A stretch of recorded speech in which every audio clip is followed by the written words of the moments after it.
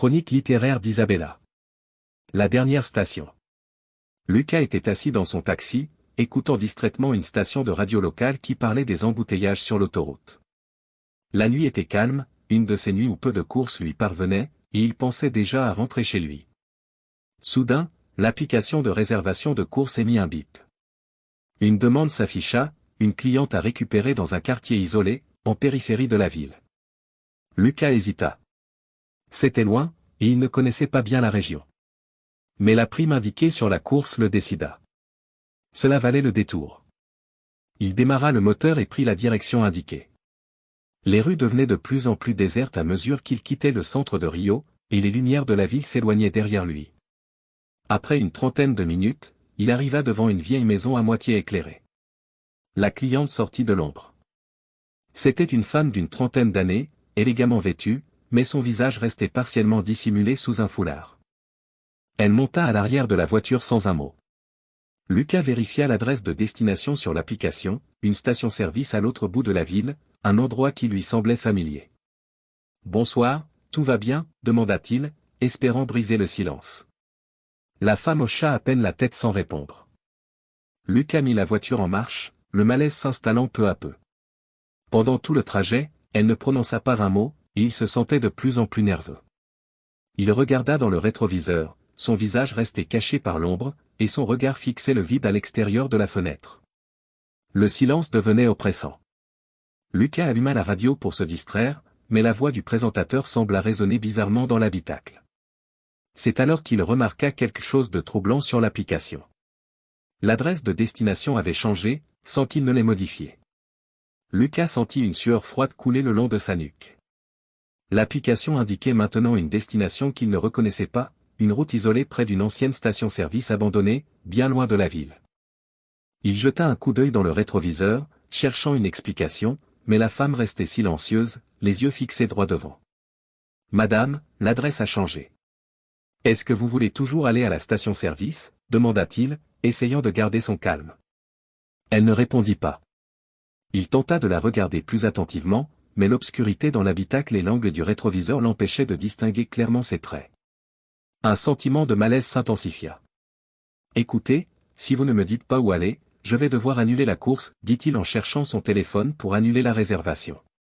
C'est à ce moment-là qu'elle parla pour la première fois, d'une voix froide, presque mécanique, « Continuez. Vous savez où aller. » Lucas sentit une vague de confusion le submerger. Comment pouvait-elle savoir cela? Il n'avait jamais entendu parler de cette destination avant aujourd'hui. Pourtant, une étrange intuition le poussa à obéir. Il continua à conduire, se dirigeant vers la route indiquée, malgré la peur qui lui serrait le ventre. Le trajet semblait interminable. La ville disparaissait peu à peu, laissant place à des routes désertes et des paysages de campagne, rarement traversés. La radio émettait maintenant des grésillements, la réception devenant de plus en plus faible à mesure qu'il s'éloignait. Finalement, ils arrivèrent à une vieille station-service délabrée, abandonnée depuis des années. La lumière des phares éclaira l'endroit, révélant des pompes à essence rouillées et des fenêtres brisées. Lucas coupa le moteur, mais la femme ne bougea pas. Il se retourna pour lui faire face. « Nous sommes arrivés. Est-ce vraiment ici que vous voulez descendre ?» La femme se tourna enfin vers lui. Ses yeux étaient fixes, froids, comme s'il voyait à travers lui. Puis, d'une voix presque chuchotée, elle dit, « Tu as oublié, Lucas. Mais c'est ici que tout a commencé. » Lucas sentit une décharge d'adrénaline parcourir son corps. Ces mots éveillèrent en lui un souvenir qu'il avait longtemps enfoui. Cette station. Il y avait déjà été, il y a des années. Une nuit où tout avait basculé. « Qu'est-ce que vous racontez ?» dit-il, la voix tremblante. « Je ne vous connais pas. »« Tu ne te souviens pas de ce que tu as fait ?» murmura-t-elle en le fixant droit dans les yeux. Soudain, les images affluèrent dans l'esprit de Lucas. Une nuit sombre, des amis et lui, jeune et insouciant, qui s'étaient arrêtés à cette même station pour acheter de l'alcool. Mais quelque chose avait mal tourné. Une bagarre avait éclaté avec l'employé, et dans la confusion, un coup de feu avait retenti. L'employé était mort, et Lucas et ses amis avaient pris la fuite, laissant le corps derrière eux. Ils n'en avaient jamais parlé. Personne n'avait jamais su. Non. C'est impossible, murmura Lucas, ses mains tremblant sur le volant. La femme sourit tristement. Ce que tu as fait cette nuit ne peut pas être effacé. Je suis venu te rappeler ce que tu dois à cette station. Ce que tu dois à cette vie que tu as volée. Lucas sentit une panique grandir en lui. Il ouvrit la portière pour sortir de la voiture, mais ses jambes refusaient de bouger. Il était paralysé, prisonnier de sa propre culpabilité. Tu n'as plus le choix, Lucas, dit-elle en disparaissant soudainement dans l'ombre, comme si elle n'avait jamais existé. Le cœur battant à tout rompre, Lucas resta figé dans le taxi, les yeux écarquillés. Il était seul maintenant, face à la vérité de son passé. Le silence autour de lui était assourdissant, et la seule chose qui résonnait dans sa tête était cette phrase, « Ce que tu dois à cette vie que tu as volée ». Lucas respirait difficilement, les mains crispées sur le volant, les yeux fixés sur l'obscurité qui entourait la vieille station-service. Il appuya sur le bouton de démarrage de la voiture, mais rien ne se produisit. Le moteur, qui avait fonctionné parfaitement jusqu'à cet instant, restait étrangement silencieux. Une sueur glacée coulait le long de sa colonne vertébrale. Il tenta de calmer son souffle et réessaya. Toujours rien. Frustré, il donna un coup de poing sur le volant, le bruit résonnant comme un écho dans le silence oppressant de la nuit. Le regard de Lucas se posa sur le rétro, mais il n'y avait plus personne à l'arrière. La femme, avec son visage mystérieux, semblait s'être évaporée dans l'air. Sortant de la voiture, il observa les alentours. La lumière de ses phares projetait des ombres inquiétantes sur les pompes à essence rouillées et les façades brisées de la station. Il ressentait une étrange impression, comme si le lieu lui-même respirait, comme s'il l'observait. Un frisson remonta le long de son échine. Avançant de quelques pas, Lucas tenta de secouer l'anxiété qui s'accrochait à lui. Il avait déjà vu cet endroit, c'était indéniable, mais le souvenir lui échappait. Puis, au détour d'un mouvement, il aperçut quelque chose sur le sol, près de l'une des pompes. Il s'approcha lentement, sentant son cœur s'accélérer. Une bouteille brisée gisait là, ses éclats éparpillés comme autant de fragments de son passé. L'image d'une soirée, trouble et enfouie, se matérialisa dans son esprit. Lui et ses amis, jeunes, insouciants, riant fort et sans gêne. Mais il y avait eu aussi de la tension, une altercation, des cris étouffés. Et puis, ce son, un coup de feu qui résonnait encore dans sa mémoire. Le souffle coupé, Lucas recula instinctivement. Les souvenirs refoulés affluaient, menaçants, intenses, et la réalité lui échappait peu à peu. Il sentait le piège se refermer autour de lui, l'étreinte d'une vérité qu'il avait longtemps tenté de fuir. Lucas fouilla frénétiquement ses poches et sortit son téléphone. Il espérait pouvoir appeler quelqu'un, peut-être un autre chauffeur ou même les autorités pour se tirer de cette situation. Mais en allumant l'appareil, il remarqua que la batterie était presque vide, bien qu'il l'ait chargée avant de quitter la maison. Quelques secondes plus tard, l'écran s'éteignit définitivement, le laissant coupé du monde extérieur. Un sentiment de panique le submergea, mais il se força à respirer lentement. Il se répétait que tout ceci n'était qu'une coïncidence, une simple panne dans un endroit isolé. Pourtant, un doute grandissait en lui, alimenté par les ombres et les souvenirs confus qui semblaient habiter cet endroit. Lucas se décida à explorer la station pour y trouver quelque chose, n'importe quoi qui pourrait l'aider. Peut-être un téléphone d'urgence, une vieille lampe torche, un signe de vie qui le rassurerait. Il s'approcha de l'entrée du bâtiment principal, un petit bureau aux vitres brisées et couvertes de poussière, figé dans le temps. En poussant la porte, un grincement résonna, amplifié par le silence pesant de la nuit. À l'intérieur, tout semblait figé depuis des années. Des étagères couvertes de poussière, des papiers éparpillés sur le sol, et une caisse enregistreuse rouillée. Mais ce qui attira son attention, c'était un objet posé sur le comptoir, comme s'il avait été laissé là pour lui. C'était une vieille casquette noire, usée et marquée des initiales « JB ». Lucas sentit son estomac se nouer. Cette casquette. Il la reconnaissait. Elle appartenait à l'employé de la station, la victime de cette fameuse nuit. Il se rappelait maintenant ce détail, comment l'homme portait cette casquette en tentant de les calmer, lui et ses amis, alors que la dispute s'envenimait. La gorge serrée, Lucas recula, l'esprit embrouillé par la peur et la culpabilité. Tout semblait s'acharner à le ramener dans ce passé qu'il avait soigneusement effacé. La casquette, la bouteille brisée, le lieu lui-même, tout cela formait un puzzle oppressant, comme un appel muet qui réclamait justice. Un bruit le fit sursauter, le sortant de sa torpeur. Un murmure, à peine audible, semblait émaner de l'obscurité. Il tendit l'oreille, son corps tendu comme un ressort. Le son s'intensifia, une voix lointaine et triste, murmurant son nom. Lucas. Le cœur battant, il regarda autour de lui, mais il n'y avait personne. La voix paraissait flotter dans l'air, irréelle, comme un écho du passé venu le hanter. La sueur perlait sur le front de Lucas alors qu'il se tenait immobile, les yeux écarquillés, écoutant le murmure qui l'appelait. Le son était faible, presque inaudible, mais chargé de reproches. Chaque syllabe résonnait avec le poids des souvenirs qu'il avait tenté de fuir. Il serra les poings, comme pour ancrer son esprit dans le présent et éloigner ses voix du passé. Mais les ombres autour de lui semblaient se mouvoir, comme si elles prenaient forme dans le faible éclairage des phares de sa voiture.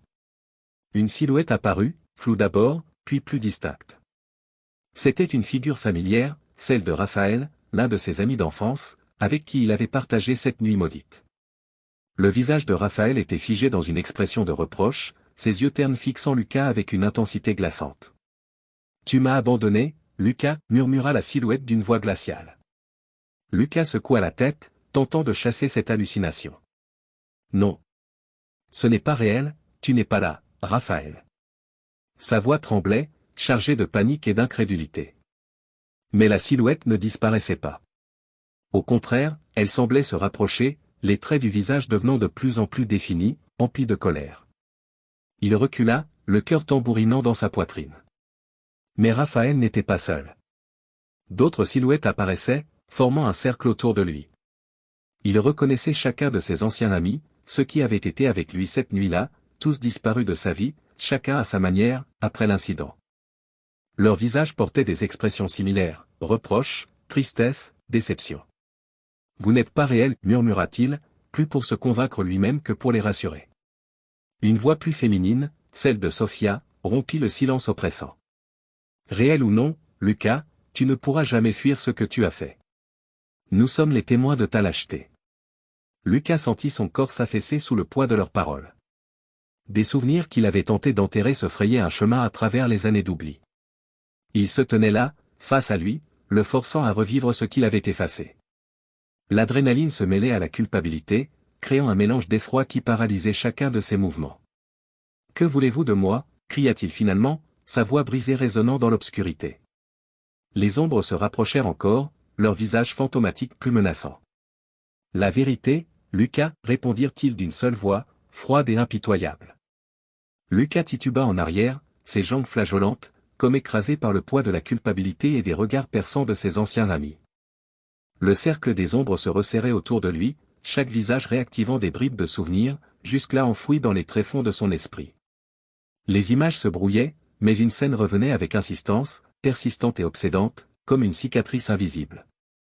Il revit la nuit d'il y a des années, l'éclairage blafard de la station-service, les rires insouciants qui avaient dégénéré en cris et en violence. La dispute avec l'employé, un homme calme et patient, avait pourtant commencé par un malentendu. Il voulait acheter de l'alcool, mais le ton était monté rapidement. Lucas se souvenait maintenant de la tension dans l'air, de la nervosité croissante dans le regard de Raphaël, qui semblait particulièrement agité cette nuit-là. Une phrase flotta dans son esprit, prononcée par Sophia cette nuit-là, comme un murmure d'avertissement, « Laisse tomber Rafa, on s'en va », mais Raphaël n'avait pas écouté. Il avait sorti quelque chose de sa poche, un objet métallique, luisant sous la lumière des lampadaires. Une arme. Lucas sentit son estomac se nouer. Il avait complètement occulté cet instant. Dans le chaos de la bagarre, Raphaël avait brandi l'arme pour intimider l'employé, mais les choses avaient dégénéré bien trop vite. Un coup de feu, une détonation assourdissante, et l'homme s'était écroulé, le sang coulant sur le sol poussiéreux. Les souvenirs se précisaient maintenant, lui dévoilant des détails qu'il avait volontairement enfouis. Raphaël avait été l'instigateur de ce drame. Il avait déclenché la bagarre pour une raison bien plus sombre qu'un simple malentendu.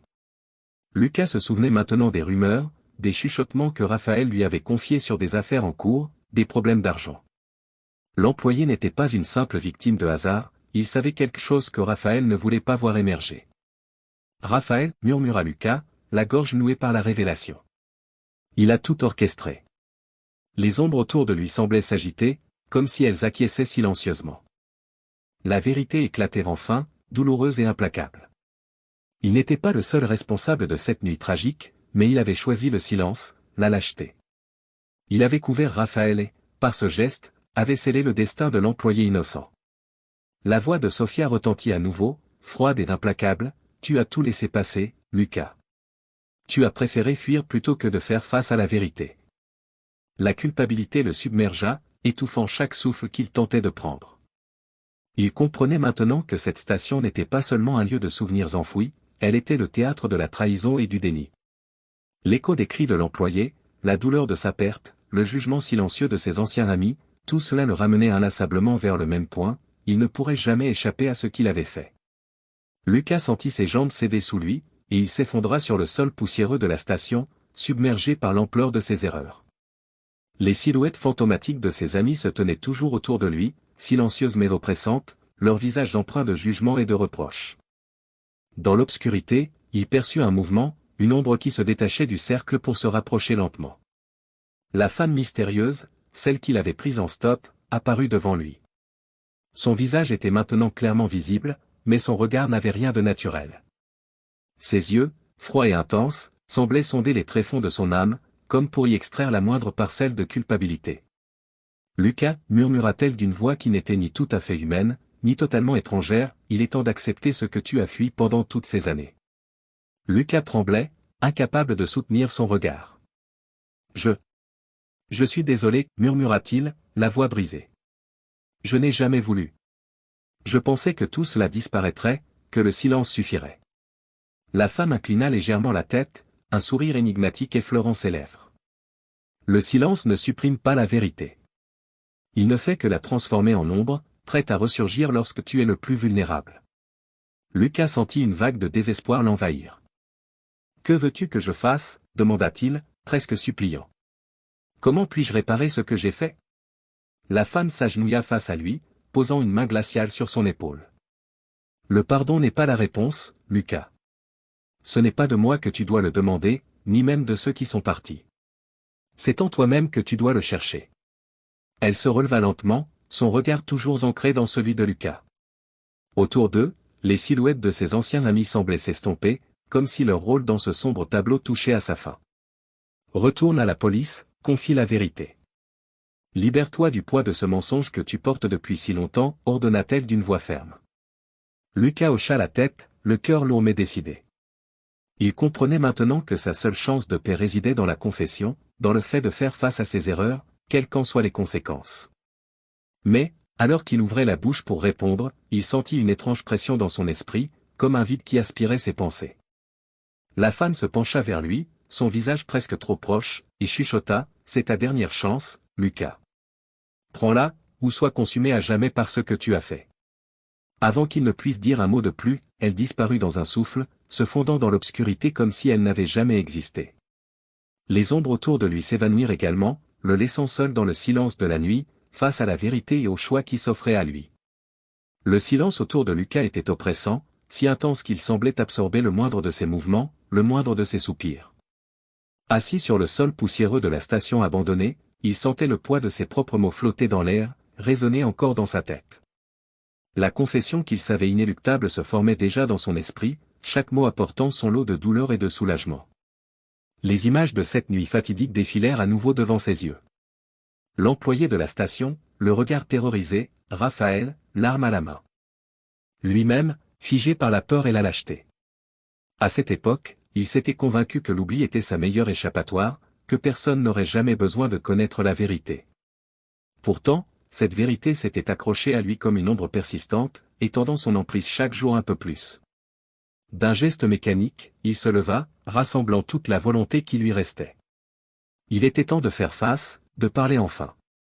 Ses jambes tremblaient sous lui, mais une étrange paix se diffusait en lui, comme si, pour la première fois depuis des années, il se libérait du poids de ce secret. Se tenant debout au milieu de cette station désertée, Lucas laissa les mots s'échapper, comme un flot incontrôlable, parlant à haute voix dans le silence de la nuit. Oui, c'était moi, j'étais là. J'ai vu Raphaël tuer cet homme, et je n'ai rien fait. Je suis parti, j'ai fermé les yeux. Je l'ai laissé mourir sans jamais dire un mot. Il continua ainsi, se confessant aux murs ébréchés, à l'air chargé de poussière, à cette femme mystérieuse qu'il voyait encore en esprit. Ses paroles se brisaient dans l'obscurité, comme un ultime acte de repentir, adressé aux fantômes de son passé, à l'employé qu'il avait trahi, à ses anciens amis disparus. Alors qu'il achevait sa confession, le silence reprit place, mais il n'était plus aussi oppressant.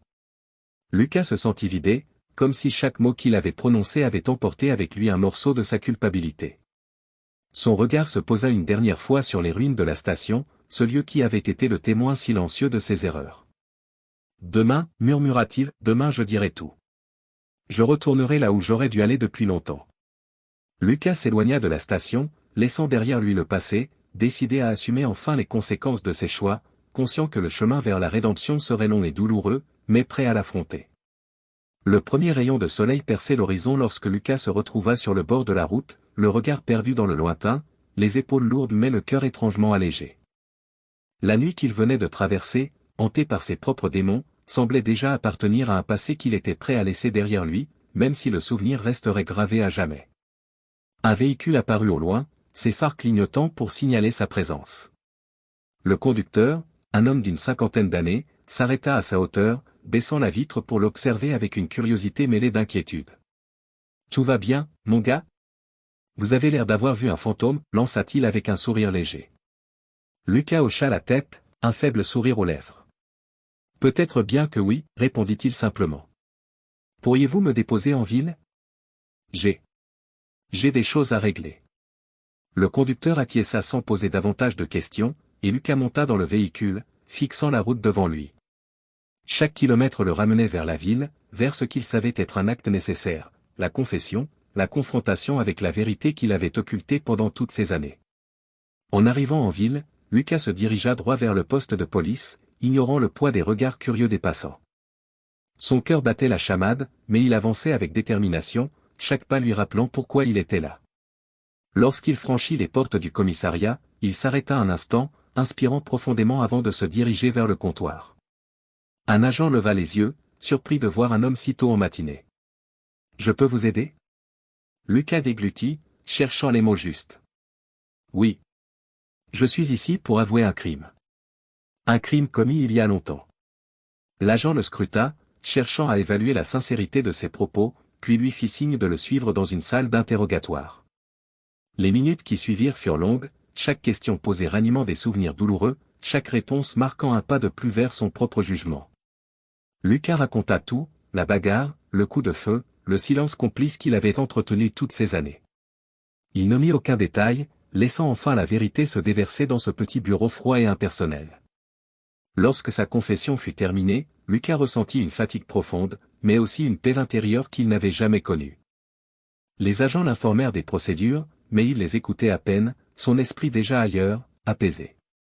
Alors qu'il quittait la salle, il se tourna vers la fenêtre et aperçut la lumière du matin s'épanouir sur la ville, illuminant les rues et les bâtiments d'une lueur douce et dorée.